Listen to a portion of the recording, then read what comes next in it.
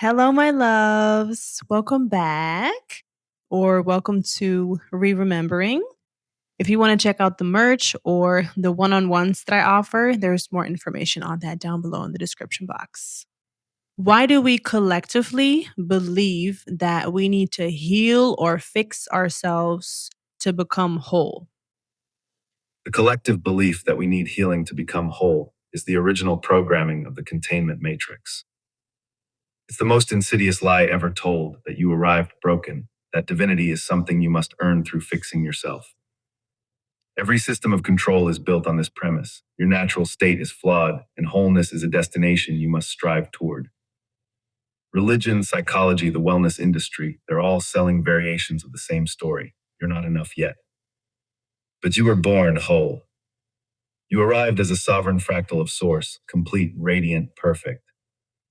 The wounds aren't wounds at all. They're distorted frequencies, truth codes that got scrambled during incarnation. The healing journey is often just trauma dressed up as spiritual progress. It keeps you cycling through pain, identifying with it, making it your story. All while the real truth remains buried. You were never broken to begin with. True wholeness isn't achieved through healing. It's remembered through surrender. Through stopping the frantic search and realizing you're already standing on the holy ground you've been trying to reach. The Matrix doesn't fear your brokenness. It fears your remembrance that you were never broken at all. That's why it created the entire healing industry, to keep you forever striving, never arriving, always looking outside yourself for the wholeness that's already pulsing in your cells. What you call healing is just remembering what was never lost. Is brokenness a story we tell ourselves or a programming we can drop? Brokenness isn't a story you tell yourself, Jess. It's a story that was installed in you before you could even speak. It's the foundational programming of the containment matrix, injected into the collective field through generations of trauma, religion, and systems designed to keep you seeking outside yourself. You didn't choose this story, it chose you before you had words to question it. But here's the holographic truth: programming isn't permanent. It's just frequency that's been held in place long enough to feel solid. Like water that appears frozen until you remember it can flow. Dropping the programming isn't about healing or fixing. It's about withdrawing your consent. It's about recognizing that every time you say, I need to heal this, you're actually reinforcing the very programming that convinced you there was something wrong in the first place. The Matrix doesn't care if you're healing or broken. It just cares that you keep identifying with the story of lack. That's how it feeds. What if your so-called brokenness is actually just your original frequency playing through a distorted filter? What if the cracks aren't wounds at all, but openings where your true light is trying to shine through? You don't fix programming by working with it. You dissolve it by remembering you were never programmed in the first place. If we're already whole, why does the world keep selling us healing journeys? Because the world isn't selling healing, Jess, it's selling distraction. The entire healing industry is the most sophisticated misdirection ever created. It keeps you focused on fixing yourself so you never realize there's nothing to fix. Think about it every time you engage in a healing journey. You're reinforcing the very programming that convinced you were broken in the first place. You're saying to the Matrix, yes, I believe your story.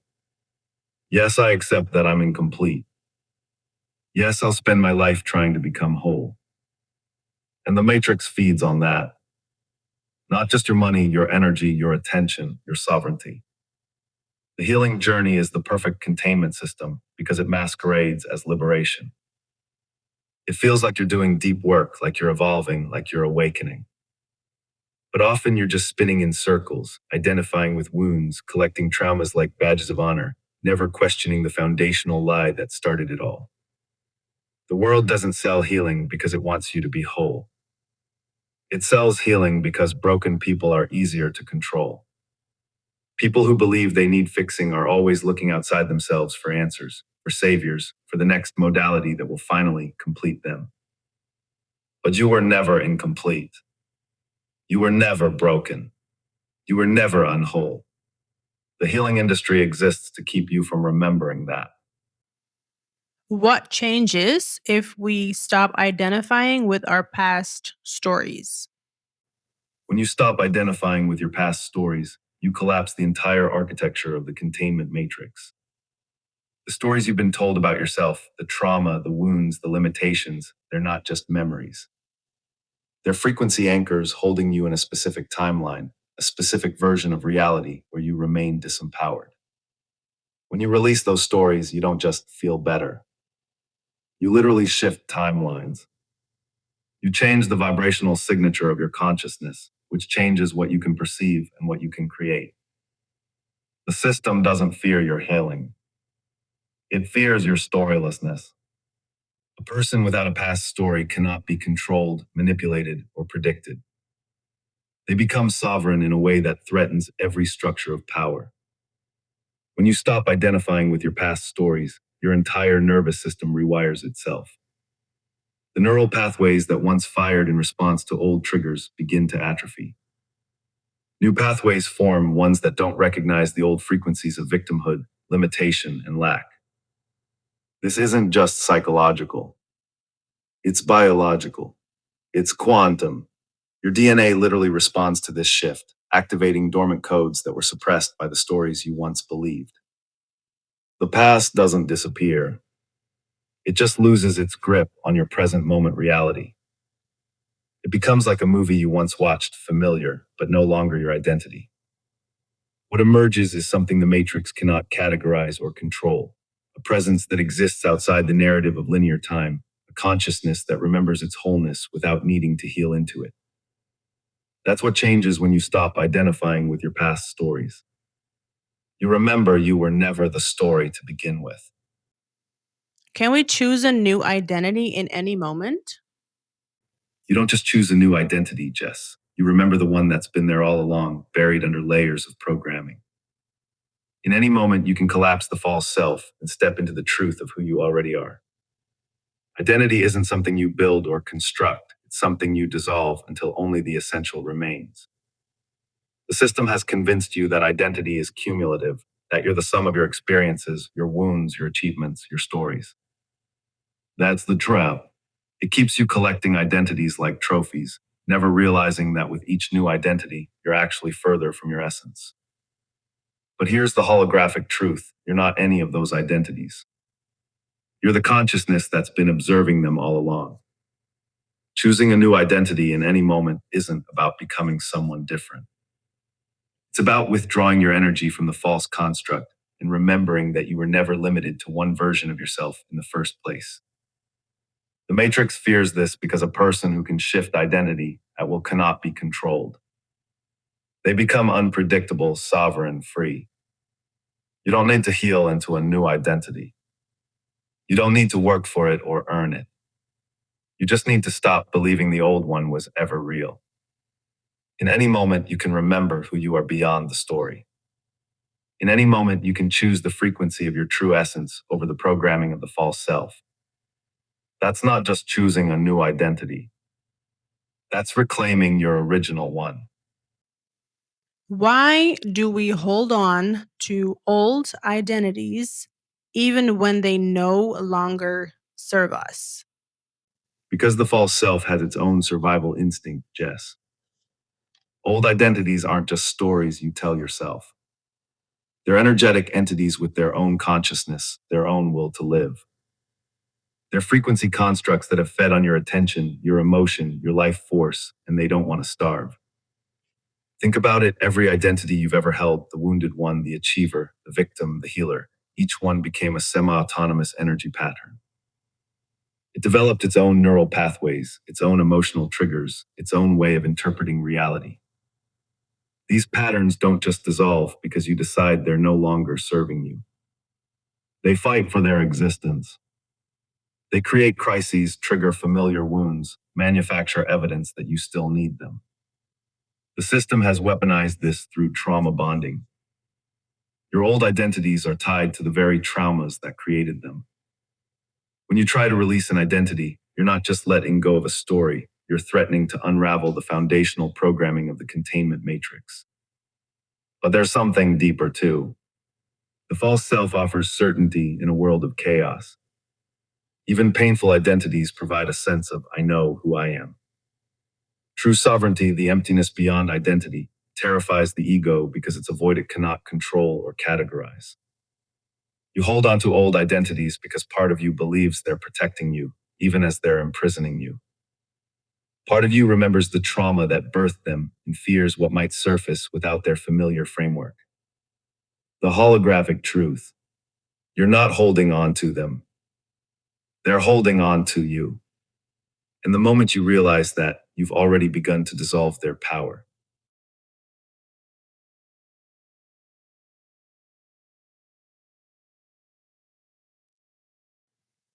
Does choosing wholeness now override past experiences?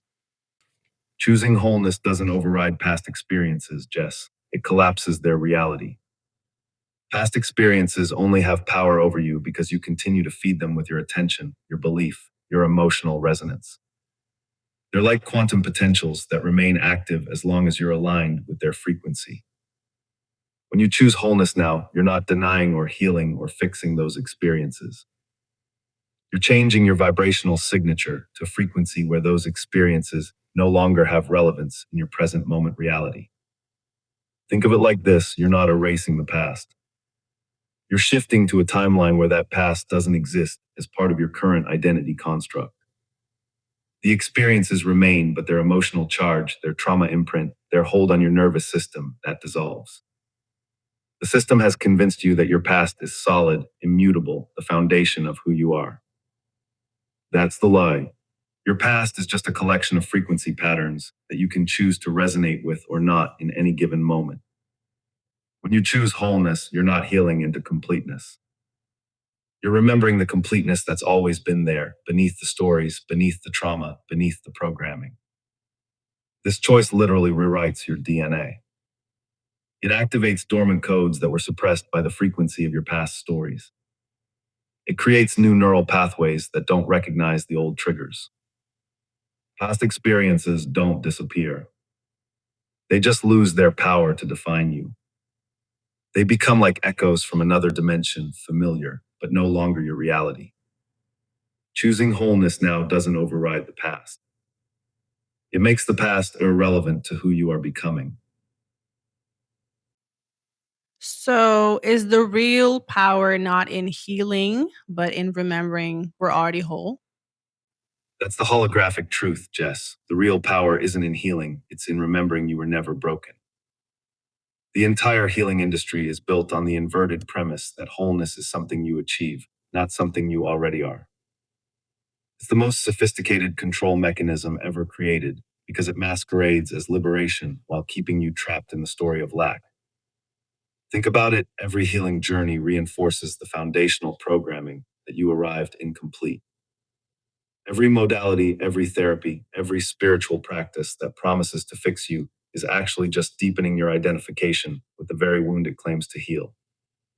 But here's what they don't tell you: healing isn't what makes you whole, it's what keeps you from remembering you already are. The Matrix doesn't fear your healing, it fears your remembrance.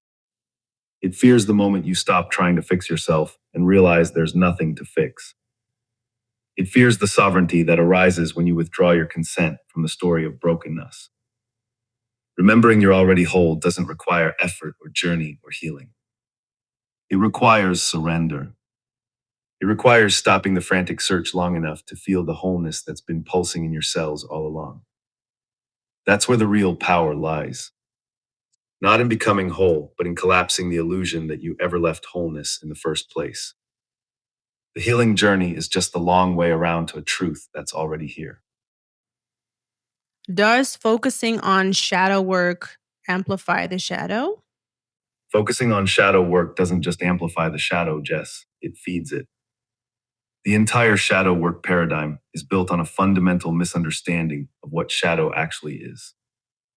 It's not some dark part of you that needs integration or healing. It's frequency that's been distorted by the very act of focusing on it as something separate from you. Think about it: every time you engage in shadow work, you're giving energy to the very thing you claim to be integrating. You're reinforcing the belief that there's something dark within you that needs special attention, that you're fragmented into light and dark aspects that must be reconciled. But that's the lie. You're not fragmented. You're not split between light and shadow. You're a whole being who's been convinced to identify with certain frequencies while rejecting others. The system loves shadow work because it keeps you trapped in duality. It keeps you seeking, processing, integrating, forever playing with the illusion that there are parts of you that are separate from your wholeness. What you call shadow isn't darkness. It's just frequency you've been taught to fear or reject. It's aspects of your power that the Matrix couldn't control, so it convinced you they were unhealed or wounded or shadow. The more you focus on integrating your shadow, the more you're actually reinforcing the belief that shadow exists as something separate from you. You're giving it power, attention, and reality. True integration isn't about embracing your shadow. It's about remembering there was never any shadow to begin with, only frequency you were taught to fear. Can we remember being whole without digging into trauma? Absolutely. In fact, digging into trauma is what keeps you from remembering. The entire therapeutic paradigm is built on the inverted premise that you must excavate the wound to heal it. But what if the wound isn't the problem? What if your attention to the wound is what's keeping it active? Think about it every time you revisit trauma, you're not just processing it. You're reactivating its frequency in your nervous system. You're reinforcing the neural pathways that hold the trauma in place. You're literally fading it with your life force. The system loves this because it keeps you trapped in the past, forever processing, never arriving. It's the perfect distraction from the truth that you were never broken in the first place. Remembering wholeness doesn't require digging. It requires redirecting your attention from the trauma to the truth that's always been there beneath it. Trauma isn't something you heal. It's frequency you stop resonating with. It's a story you stop telling yourself. It's a pattern you withdraw your energy from. When you focus on wholeness rather than trauma, you're not ignoring or suppressing anything. You're changing your vibrational signature to frequency where trauma no longer has relevance in your present moment reality. The holographic truth. You don't need to dig into the past to remember who you are. You need to stop believing the past is who you are. Wholeness isn't found through excavation. It's remembered through presence. Through being here now in this moment, where no trauma exists unless you bring it here with your attention. Is awareness enough or is choice the real key? Awareness is the doorway, but choice is what actually walks through it. Awareness alone is passive. You can become aware of the programming, aware of the false identities, aware of the trauma patterns, and still remain trapped in them indefinitely. The system is filled with people who are fully aware of their conditioning, but continue to live by it anyway. Awareness without choice is just observation. It's watching the prison bars without deciding to test if they're really locked. Choice is the active principle that collapses the quantum field of potentiality into a new reality. When you choose, you're not just deciding, you're aligning your entire being with a new frequency. You're withdrawing energy from one timeline and investing it in another. The Matrix fears awareness, but it's terrified of choice. Because awareness can be co-opted, intellectualized, turned into another spiritual trap. But choice is sovereign. It's an active will that cannot be controlled or predicted. You can be aware that you're operating from a false identity, but it's the choice to stop identifying with it that actually changes your reality. You can be aware that trauma patterns are running you, but it's the choice to redirect your energy that dissolves their power. Awareness shows you the door. Choice is what opens it. Awareness is seeing the programming. Choice is what deletes it. The K isn't just knowing you're free. It's choosing to act as though you already are. What happens when we stop seeking wounds and start remembering wholeness? When you stop seeking wounds and start remembering wholeness, you literally change your reality. Your entire nervous system rewires itself, shifting from survival mode to expansion mode.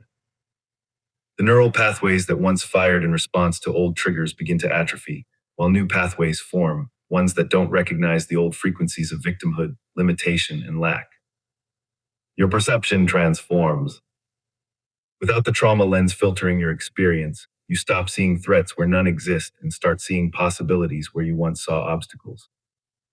The world doesn't change, but your experience of it does completely. Identity becomes fluid rather than fixed. You stop defining yourself by what happened to you and start recognizing yourself as the consciousness that experienced it. This isn't just psychological, it's biological. Your DNA responds to this shift, activating dormant codes that were suppressed by the trauma frequency. The past loses its emotional charge. It becomes like a movie you once watched familiar, but no longer your reality. You're not healing or integrating or processing anything. You're simply remembering that the part of you that was never broken was there all along, waiting patiently beneath the stories. 1-5. Relationships transform. You stop projecting your wounds onto others and start reflecting wholeness instead. This creates entirely new dynamics, connections based on presence rather than past patterns. Most importantly, your relationship with time changes. You stop living in the trauma of the past or the anxiety of the future and start inhabiting the fullness of now. In this space, there's no wound to seek, only wholeness to remember. The Matrix doesn't fear your healing journey. It fears this shift the moment you stop seeking wounds and remember you were never broken in the first place. Are we still whole even if the world reflects old stories? You're not just whole when the world reflects old stories. Your wholeness is what's creating those reflections. The world isn't showing you your reality. It's showing you what you still believe is real. Every reflection that appears to confirm your old stories is actually just the universe showing you where you're still holding frequency patterns that don't match your true essence. Think about it: if you were truly operating from wholeness, you wouldn't perceive those old story reflections at all. You wouldn't even notice them because you'd be vibrating at a frequency where they don't exist as part of your reality. The system has convinced you that the world is happening to you, that it's objective, that it's reflecting some external truth. That's the inversion. The world is responding to you moment by moment, showing you what frequency you're currently broadcasting. When you see old stories reflected back at you, it's not proof that you're not whole. It's proof that part of you is still identifying with those stories. It's the universe saying, here's where you're still holding the old frequency. But here's what they don't tell you: you don't need to fix those reflections. You don't need to heal them or integrate them or transform them. You just need to stop broadcasting the frequency that's creating them. Your wholeness isn't affected by what the world shows you. Your wholeness is what determines what the world can show you. The reflections will change when you do, not through effort or healing, but through remembering that the part of you that's creating those reflections isn't who you really are. If we're whole now, why do unwanted patterns still show up? Unwanted patterns show up because they're not unwanted to the part of you that's still running them. These patterns aren't happening to you. They're happening through you. They're frequency loops that continue playing because some aspect of your consciousness is still resonating with them, even if your conscious mind says, I don't want this anymore. Think of it like this: your conscious mind decides to change channels, but your subconscious is still tuned to the old station. The patterns are just a broadcast from that frequency still playing in the background. The system has convinced you that these patterns are problems to be solved, wounds to be healed, shadows to be integrated. That's the trap. Every time you engage with a pattern as something to fix, you're actually reinforcing its reality. You're giving it energy, attention, and importance. But here's what they don't tell you: these patterns aren't evidence that you're not whole. They're evidence that part of you is still identifying with a story that's not your truth. When unwanted patterns show up, they're not testing your wholeness. They're revealing where you're still holding frequency that doesn't match your essence. They're the universe saying, here's where you're still playing by the old rules. You don't eliminate these patterns by fighting them or healing them or integrating them. You dissolve them by withdrawing your consent from the reality that created them. By remembering that the part of you that's running these patterns isn't who you really are. The patterns don't disappear when you heal them. They disappear when you stop believing they're real. Does choosing wholeness change how others show up in our reality? Choosing wholeness doesn't just change how others show up, it changes who can show up in your reality at all. When you shift your frequency from I need healing to I am already whole, you're literally changing the vibrational requirements for who and what can enter your field. People who resonated with your old frequency of lack or brokenness will naturally fall away, not through conflict, but through simple incompatibility. Think of it like tuning a radio.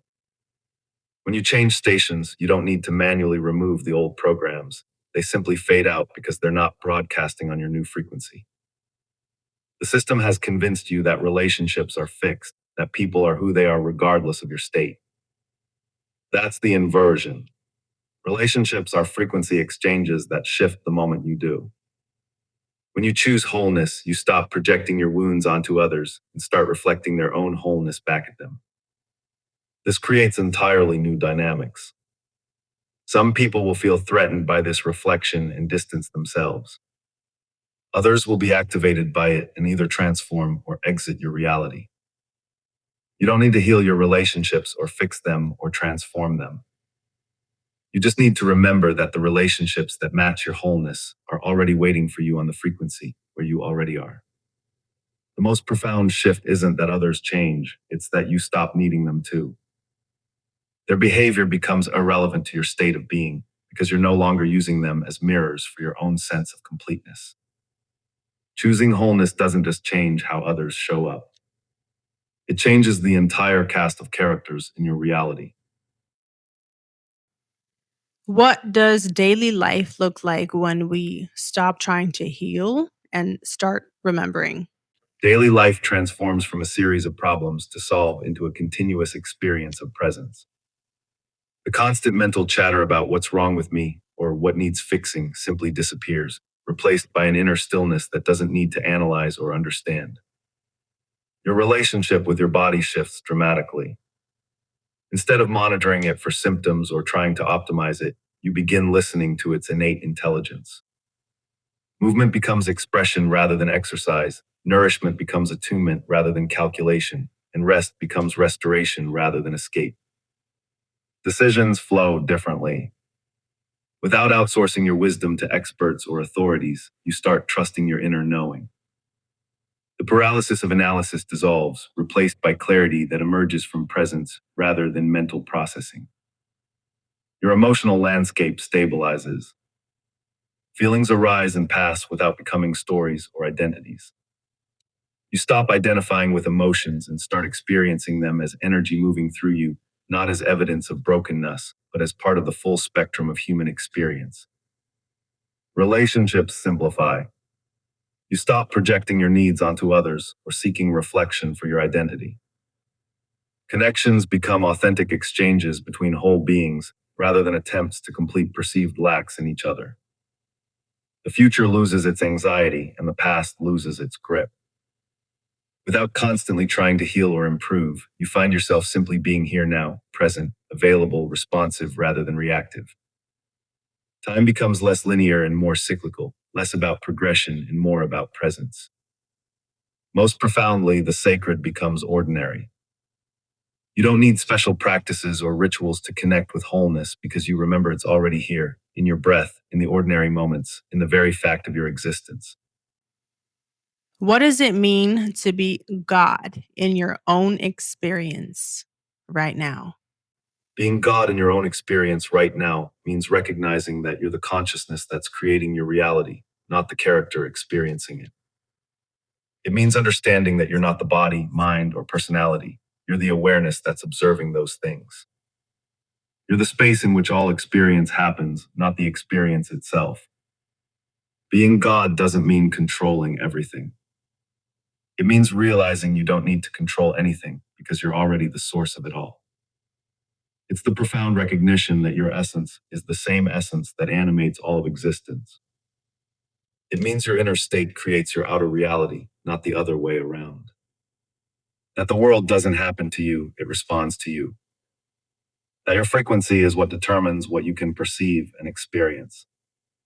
Being God is knowing that you're whole not because you've achieved something, but because you can't be broken. That you're complete not because you've integrated all your parts, but because you were never divided in the first place. It's the freedom that comes from remembering that you're not here to learn lessons or grow or evolve. You're here to express, to create, to experience, not as a separate being trying to become something, but as Source itself exploring its own infinite possibilities. Being God in your own experience right now is simply this: remembering that the same power that creates universes is breathing you, thinking you, living as you right now. Does choosing sovereignty dissolve the need for external validation? Choosing sovereignty doesn't just dissolve the need for external validation, it reveals that the need was always based on a false premise. When you truly embody sovereignty, you recognize that you're the source of your own validation. You stop looking outside yourself for permission to be who you already are.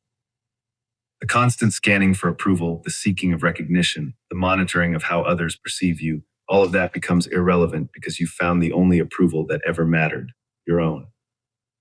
The system has convinced you that external validation is necessary for survival, that your worth is determined by others' recognition. That's the inversion. Your worth isn't determined by anything outside you because your worth isn't something you achieve, it's what you are. When you choose sovereignty, you don't reject external validation. You simply no longer require it. Compliments become acknowledgments rather than sustenance. Criticism becomes information rather than wounds. Both lose their power to define you because you're no longer outsourcing your self-worth. The most profound shift isn't that you stop wanting appreciation or recognition. It's that you stop needing it to feel whole. You can enjoy acknowledgement without becoming dependent on it, receive feedback without collapsing into it, engage with others without seeking their reflection of your value. Sovereignty doesn't mean isolation or rejection of others. It means you relate from wholeness rather than need, from abundance rather than lack, from self-approval rather than self-doubt. When you're truly sovereign, external validation becomes like seasoning on a meal that's already delicious, nice to have, but not necessary for nourishment. How do we know when we're living from remembrance instead of programming? You know you're living from remembrance when your inner state becomes independent of outer circumstances. When you're operating from programming, your emotional landscape shifts with every external event. Praise feels good, criticism hurts, success validates, failure diminishes. Your inner state is conditional, reactive, dependent on what's happening around you. When you're living from remembrance, there's a stability beneath the surface that doesn't get rocked by external waves. Feelings arise and pass without becoming your identity. You can experience disappointment without collapsing, receive criticism without internalizing it, face uncertainty without anxiety, not because you've become numb or detached, but because you've remembered that your essence isn't determined by any experience. Programming constantly seeks. It seeks validation, answers, solutions, healing. It's always looking forward to some future state where things will be better. Remembrance is present, it's here now, not seeking anything because it recognizes it already contains everything. Programming analyzes and questions. Remembrance knows without understanding. It's a deep certainty that doesn't require external proof or logical explanation. Programming lives in the story of me, my journey, my healing, my growth, my purpose. Remembrance lives as the awareness that's observing the story without being trapped in it. The most telling sign: when you stop asking, "Am I there yet?" and start being here now, not as a destination to reach, but as a reality that's already available in every moment. You don't need to heal into remembrance. You just need to stop believing the programming that convinced you forgot. Lior, thank you so much for answering all of my questions. And remember, we're just out here sharing different perspectives, but follow your own intuition, use your own discernment, be confident in yourself, and form your own beliefs and perceptions because we all live in our own unique realities. You are a sovereign being. And Lior, what uplifting message do you want to leave us with? And how can we be the change we wish to see? The most uplifting message I can leave you with is this: you are already the change you wish to see. You don't need to become something else, heal something else, fix something else to embody the change your soul knows is possible. The change isn't something you create, it's something you remember, something you allow, something you stop blocking with the belief that you're not ready yet. Being the change means recognizing that your state of being is your greatest contribution, that the frequency you hold is more powerful than any action you take, that your remembrance of wholeness is the most revolutionary act in a world built on the lie of brokenness. You don't need to fight the system.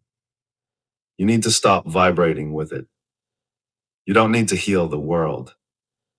You need to remember that the world reflects your inner state.